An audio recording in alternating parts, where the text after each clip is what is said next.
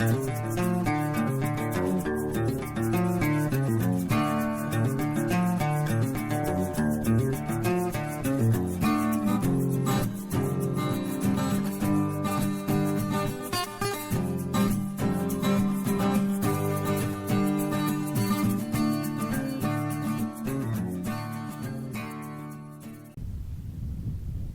folks. It's a little bit windy. Hopefully it won't be too bad. It's just kind of overcast, so it is what it is. I'm out here today working Pearl, and we're going to talk about the last of the 5 basic tools, which is a shoulder yield. But there's a few things we got to cover, and I'll take you through kind of the steps leading up to it. Talk about some particulars about setting a horse up for success when you're doing turns and turnarounds, and just understanding the mechanics of the horse.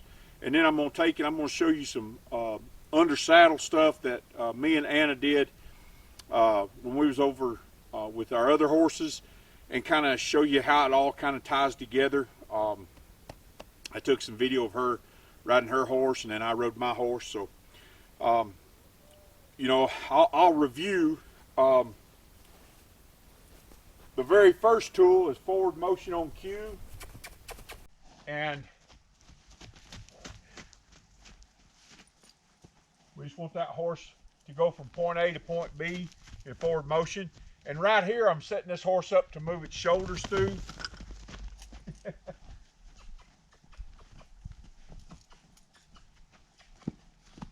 She's feeling really good here.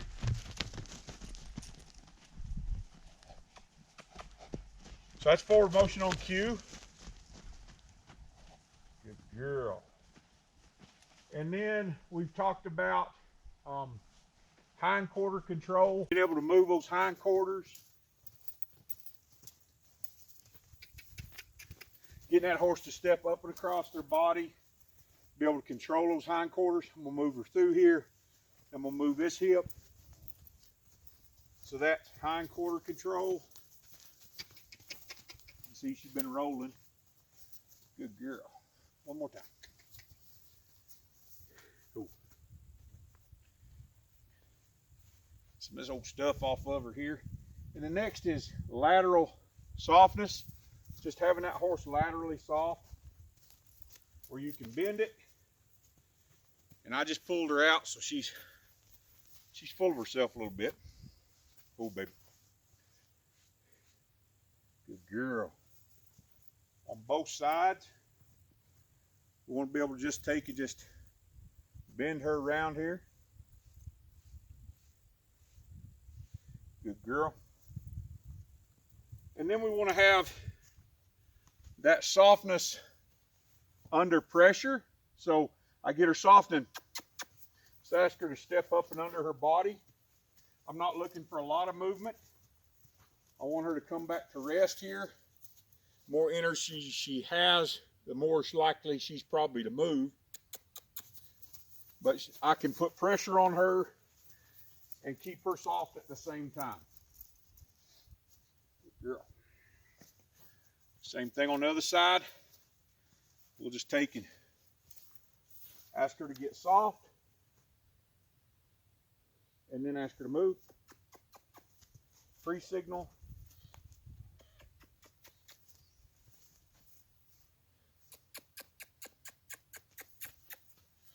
Good girl. Really want her to step up on her step. Good girl.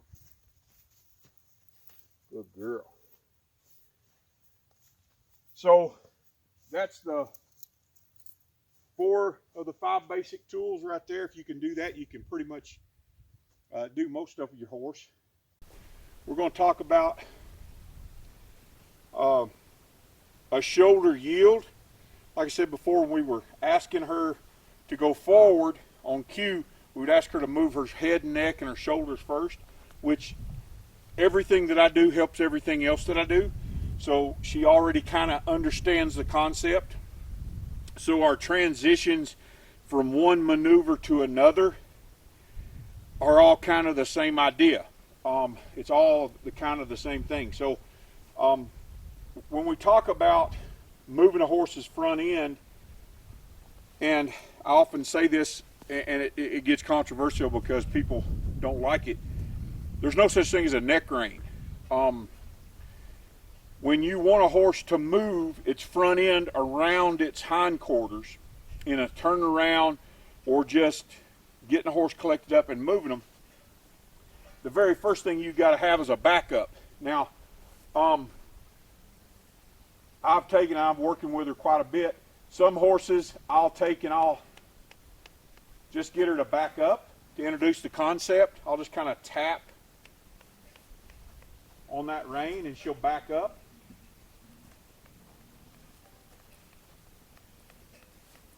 Get her to back up, very good. So I want her to understand the concept of backing up.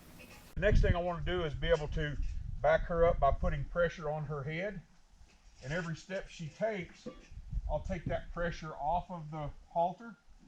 So I'm just basically bumping that halter, just applying pressure to her nose, and then releasing when she takes the step.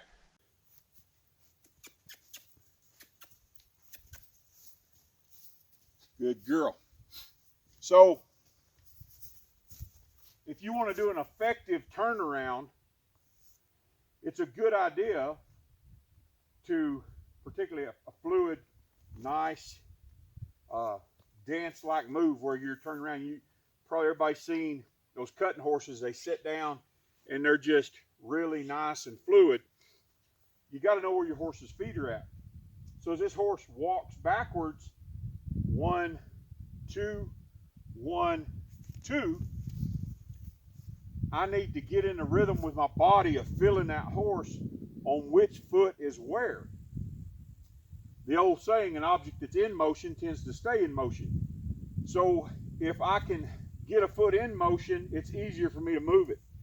And that's how you get a good setup for a turn. If you know where they're resting, it's really hard when a horse is resting over here to turn them to the left, or if they're resting over here to turn them to the right. You want that horse to be set up to where they're over here to turn to the left, where they're over here to turn them to the right. So getting that horse in a rhythmic backup where their feet move back, and you can kind of get into a feel of it with your hands. You'll see Anna do this as she's backing up. She will move her hands and she's giving an immediate release. I'll start counting. I'll count the horse's footfalls. I'll go 1, 2, or 1, 2, 1, 2, 1, 2. And in my mind, if 1 is on the ground, 2 is in the air, or if 2 is on the ground, or 1 is on the ground, 2 is in the air. Vice versa, so that I know which one's on the ground as I'm backing up.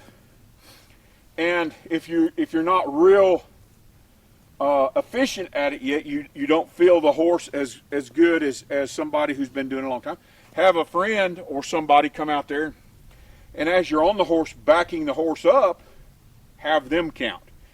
And I always think if 1 is on the ground, 2 is in the air. So it's real easy to move 2. And you can break it down later to which one you want to move. If I want to move this outside leg, I know when it's in the air. If I want to move this outside leg, I can move it either direction. I can have that horse step across himself and come forward, or I can have him take and come back and step around. So understanding where that foot is at in order to shield that or yield that shoulder is really important. So I'll just get her to back up here and I'll go 1, 2, 1, 2, 1, 2. Good girl. So she understands back up, and I'm getting some rhythm in her back up. 1, 2, 1, 2, 1, 2, 1, 2, 1, 2. Try it again. And if she needs a little help, I can use this little quirt, and I can go back her up. 1, 2, 1, 2, 1, 2, 1, 2. Very good.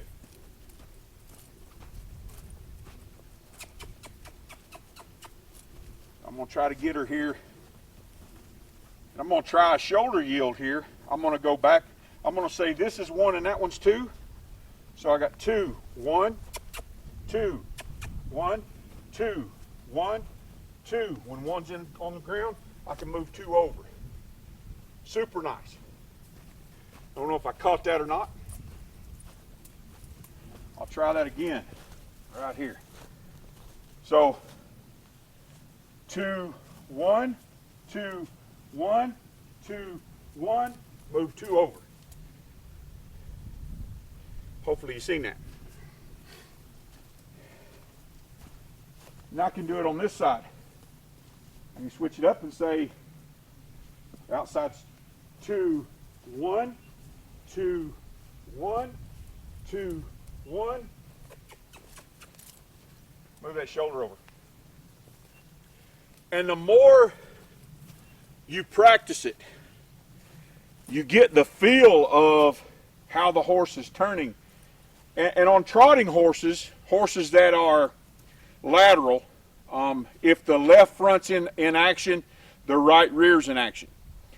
If the left front's in action, then the right front's in action, the left rear's in action. So you know that it's moving. It's easier to move that horse, and you get a feel for it. So what do I want to do? Do I want to cross the horse over and have it take a step forward, or do I want it to take and come back? So knowing which foot is on the ground so that I can get a balanced turn.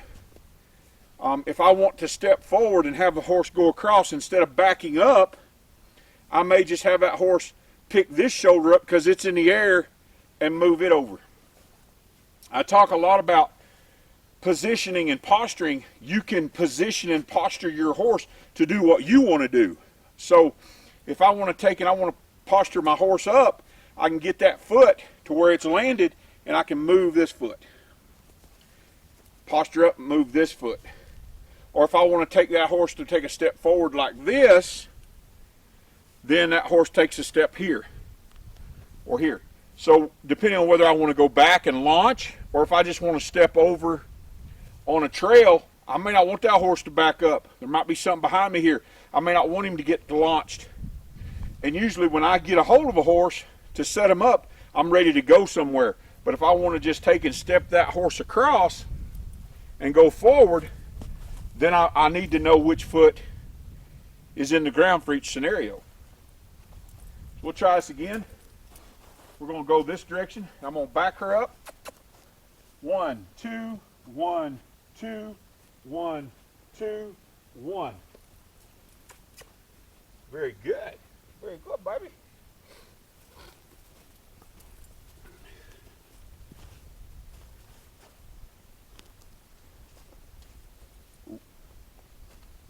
Ooh, girl. See us here? So we're going to back up.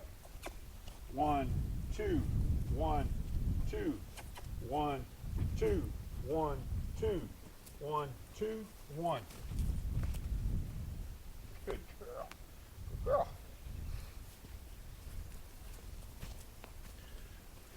So I'm going to show you guys here on the ground. If I've got 1, 2, when 1's on the ground and 2's fixing to come up, I can apply pressure. And you'll see it on this next few clips that I show you here at the end.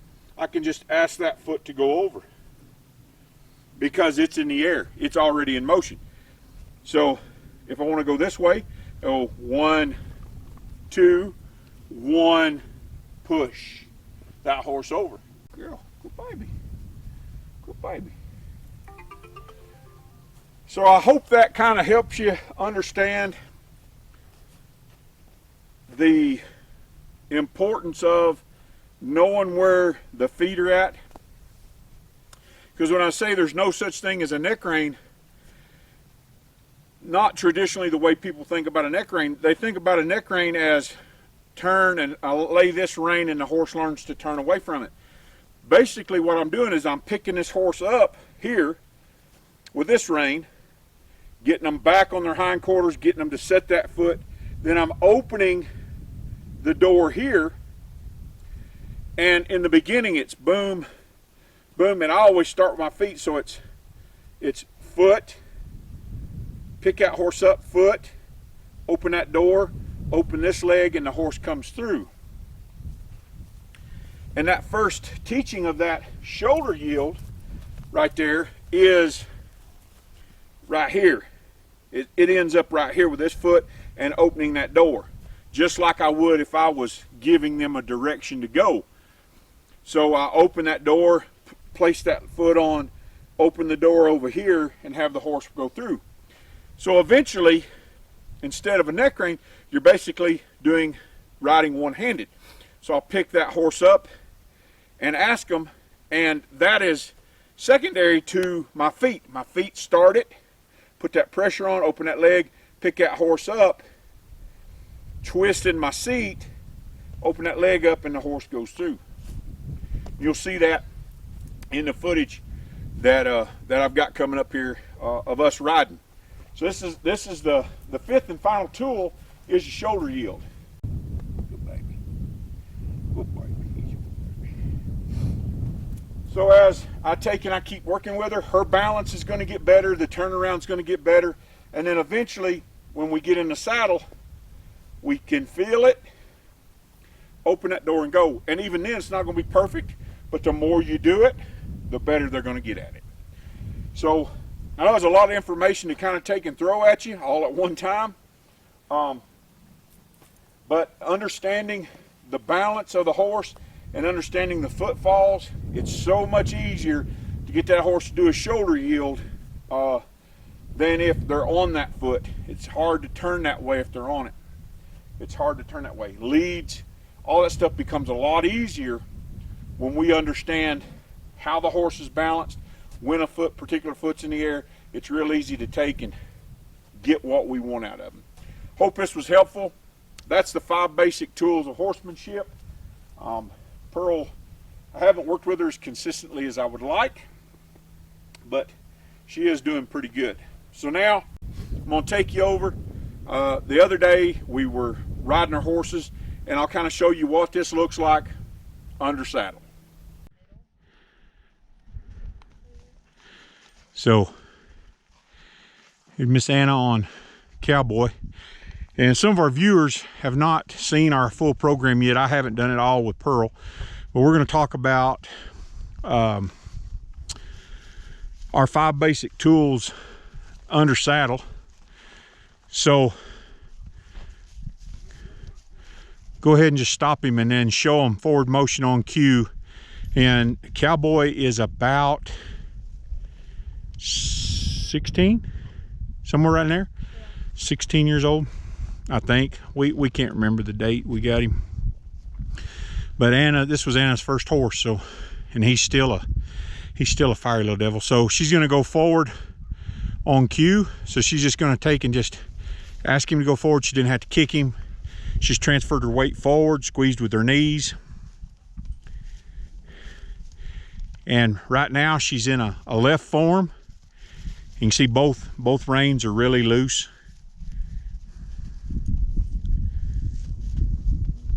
So that's the very first thing, is getting the horse to be able to go forward on cue. Now she'll switch it up and she'll go right. She's gonna back up and do a shoulder yield into a right form. So now let's do lateral softness.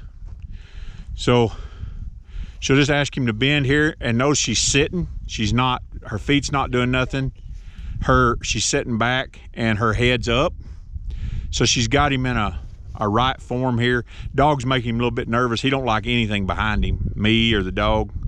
And then she's gonna ask for a left form here, lateral softness. Good deal. Now ask for lateral softness under pressure. She's gonna just bend him and then ask for his hip. She's gonna push his hip around. Now she's coming up out of the saddle. And with him, you don't have to use very much pressure at all. Now she's gonna set. He likes to go.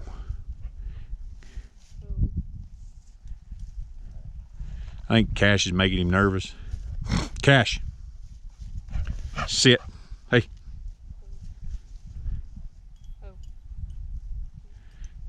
You always want to wait until they rest. So she's waiting right here. She's sitting. She hasn't asked him to move. That's very important. You don't want the two to be one thing. She's asking him now to move. She come up out of the saddle, transferred her weight forward, asking him to move out hindquarters up and across his body. All right. I've heard a lot of talk about neck reining a horse. We ride a lot with two hands unless we're roping or chasing horses or something, but the very first thing you've got to be able to do is you've got to get that horse back on their hindquarters. So she's going to ask this horse to back up. You'll notice how he drops his head and gets back on his hindquarters. Very good. So in order to get a horse to do a shoulder yield, you have to be able to get on their hindquarters. There she just did a shoulder yield. And if you'll watch his feet, you're gonna back him up here, watch his feet. When that foot that you wanna move is in the air, it's very easy to move it. So she's feeling the horse under and then asking him to step over. 2, 1, 2, there, perfect. He stepped right over, that foot was in the air, his right foot was in the air there, and stepped over, and that's very important. So when you're doing what we call one-handed riding, you're not really neck reining a horse. You're asking the horse for a vertical form, which is backing up, back up, Anna. Get him in a vertical form. That's what she's doing, transferring his weight backwards. And she's holding that.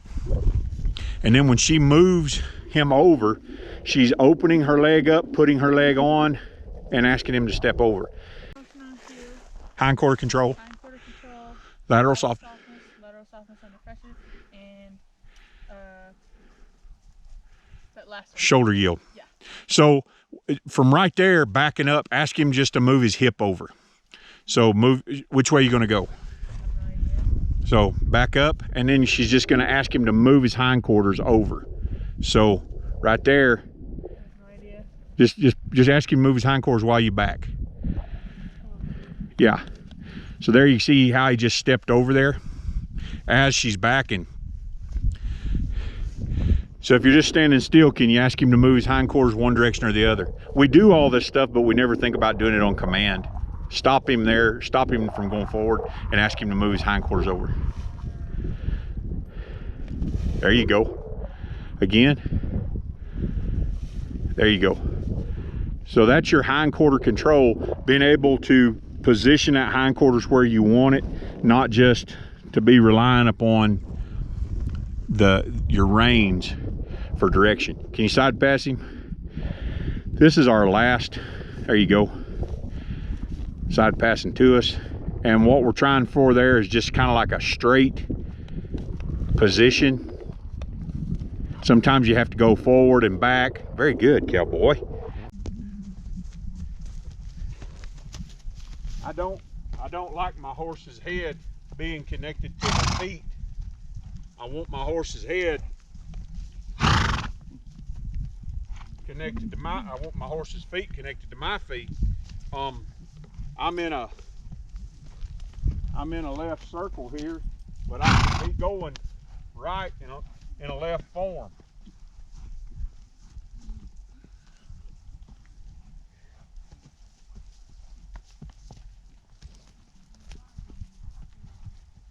I'll go on the right form here, on the right circle, and then I can just take and I can open it up and I can be in a right form, but I'm going left. So my hands don't necessarily dictate direction, my feet does in my seat.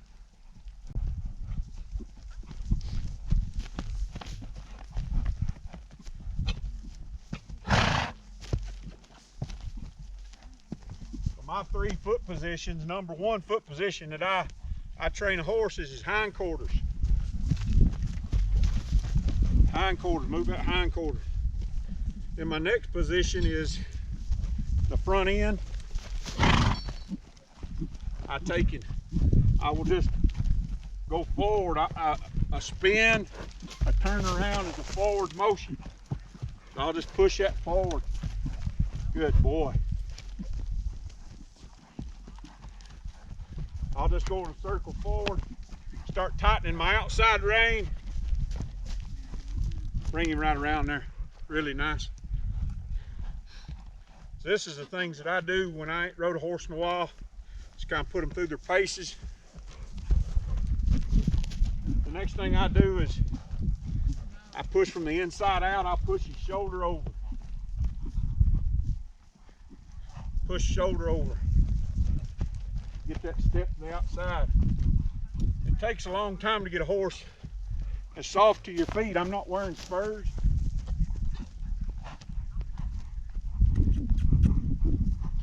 And then I can take and I can ask a horse to just side pass.